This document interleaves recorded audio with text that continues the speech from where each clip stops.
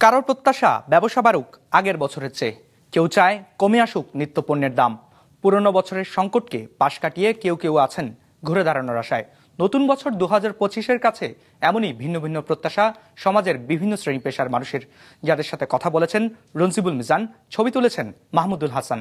Fridge, TV এবং এসিতে দেশের 1 নম্বর ব্র্যান্ড ওয়ালটন। নতুন বছরের প্রথম দিনে রাজধানীর মোহাম্মদপুর কৃষি মার্কেটের পাশে এভাবেই মাটির তৈরি তৈজসপত্র বিক্রি করছিলেন ব্রাহ্মণবাড়িয়ার বাসিন্দা আহসানুল্লাহ। বছর 5 ধরে এই ব্যবসা করছেন তিনি। বিগত বছরগুলোতে দিনে 2 থেকে 2,500 টাকার পণ্য বিক্রি করলেও সময়ের সঙ্গে পাল্লা দিয়ে কমেছে বিক্রি। আয় নেমেছে 5 থেকে 700 টাকার ঘরে, যা দিয়ে কোনো রকম চালিয়ে নিচ্ছেন 5 জনের সংসার। তবুও নতুন বছরে আশায় বুক বেঁধেছেন ভাগ্য বদলের। গাছে ভর্তি এই বছর মনে করো একটু মন্দা গেছে, যে বছরটা গেল সামনের বছর আইসে আল্লাহ জানে কি পরিমাণ কি হয়।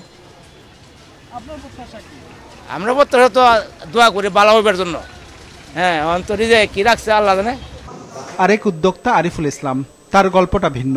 বেসরকারি একটি প্রতিষ্ঠানে চাকরির পাশাপাশি স্বপ্ন ছিল নিজের প্রতিষ্ঠান করার। সেই চাওয়া থেকে 4 বছর আগে 2 বন্ধু মিলে শুরু করেন রেস্টুরেন্ট ব্যবসা।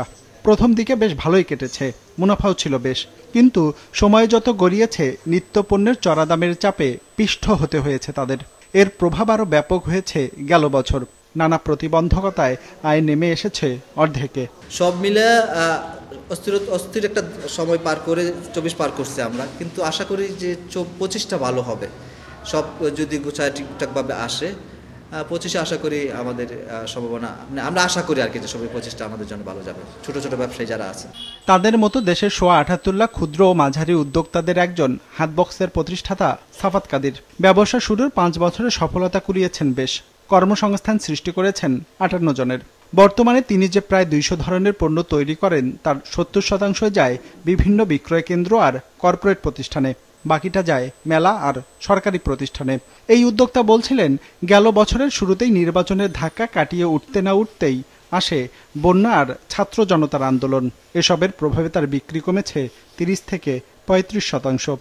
এত সব ঝুঁকির পরেও নতুন বছরে নিজের ব্যবসাকে এগিয়ে নিতে চান এই উদ্যোক্তা। যেহেতু নতুন বছর আসছে এবং বছরের প্রথম প্রান্তিকেই কিন্তু আমার ঈদ ঢুকে যাচ্ছে, মার্চের 31 তারিখের দিকে হয়তো ঈদ, তো ঈদকে কেন্দ্র করে কিন্তু বেশ কিছু মেলা এবং বেশ কিছু এক্সিবিশন হয়ে থাকে।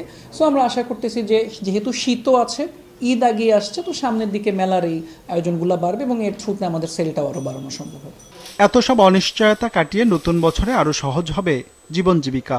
সব শ্রেণী পেশার মানুষের মতো এমন প্রত্যাশা ক্ষুদ্র উদ্যোক্তাদেরও। রঞ্জিবুল মিজান, বিজনেস রিপোর্ট, মাছরাঙ্গা টেলিভিশন।